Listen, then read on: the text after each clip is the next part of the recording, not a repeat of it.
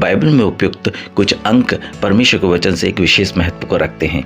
आइए हम इन अंकों के बारे में जानेंगे। अंक 3 लगभग 400 बार इस्तेमाल हुआ है, जो परमेश्वर की सिद्धता संपूर्णता को दर्शाता है। पहला, यह परमेश्वर की त्रिएकत्व ट्रिनिटी बिहेवियर को दर्शाता है, जैसे पिता, पुत्र और पवित्र आत्मा। जब परमेश्वर ने इस संसार में मनुष्य की सृष्टि की तो उसने 3 भागों में हमें बनाया, आत्मा, प्राण और देह। यीशु ने कहा कि तुम इस मंदिर को जो संसार से बना हुआ ढा दो, में से 3 दिन में खड़ा कर दूंगा। वहीं यूहन्ना के पत्र में यीशु मसीह हम पढ़ते हैं कि यीशु मसीह जो है तीसरे दिन जीवित हो उठते हैं। यीशु ने पतरस से भी कहा कि यदि तुम मुझसे प्रीति रखता है तो मेरी भेड़ों को चरा। अर्थात अंक 3 जो है परमेश्वर के कार्य में एक संपूर्णता को दर्शाता है। अंक 7 लगभग 700 बार बाइबल में इस्तेमाल हुआ है। सर्वप्रथम यह अंक उत्पत्ति की पुस्तक में हमें देखने को मिलता है। जब परमेश्वर ने इस सृष्टि की रचना की 6 दिनों तक करके वे 7वें दिन परमेश्वर जो है इसे विश्राम करता है। अर्थात अंक 7 जो है परफेक्शन और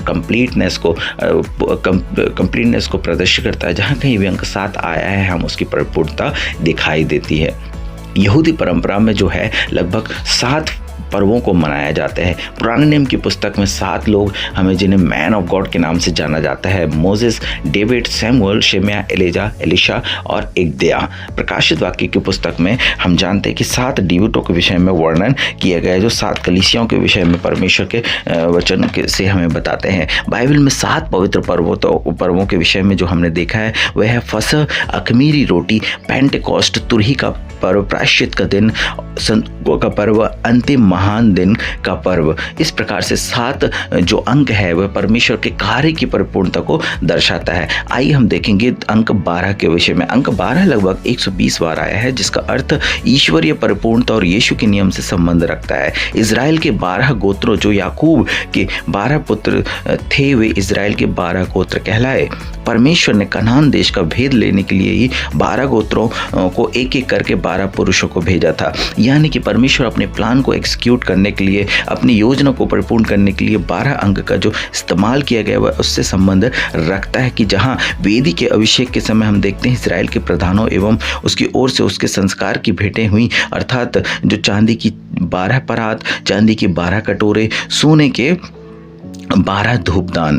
यीशु जब 12 वर्ष के थे तब उन्होंने मंदिर में परमेश्वर के वचन को देना प्रारंभ किया था। यीशु मसीह ने अपने 12 चेलों को भी नियुक्त किया था, ये हम जानते हैं। अंक 12 प्रकाशित वाक्य में कई बार प्रकट होता है। क्यों? नए आकाश और नई पृथ्वी में यरूशलेम शहर के निर्माण के लिए परमेश्वर 12 पत्रों का इस्तेमाल करेंगे, ऐसा हमें परमेश्वर का वचन बताता है। वहीं यीशु मसीह के 5000 लोगों को खिलाने के बाद 12 टोकरियां भरी रह गई थी। प्रकाशित वाक्य की पुस्तक में जीवन के पेड़ में 12 फल लगेंगे, जो हर महीने के लिए एक एक होंगे।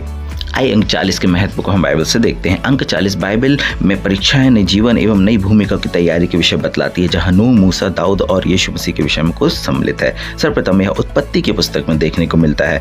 हिब्रू विचारधारा में अंक 40 सही निर्णय की संख्या मानी गई है। हम जानते हैं उत्पत्ति की पुस्तक में जब एक महान प्रलय होता है, जल प्रलय, वहाँ 40 दिन और 40 रात होने के बाद परमेश्वर ने कहा कि अब मैं इस पृथ्वी को जल से नहीं मारूंगा। जबकि सारी सृष्टि समाप्त हो गई थी, नूह और उसके परिवार और कुछ क्रिएचर्स जो है बचा लिए गए थे। परमेश्वर ने इजरायलियों को 40 वर्षों तक मन्ना खिलाया। निर्गमन की पुस्तक में यह साफ बताया गया है कि जब उनके वस्त्र और जूते तक भी 40 वर्षों तक खराब नहीं हुए थे।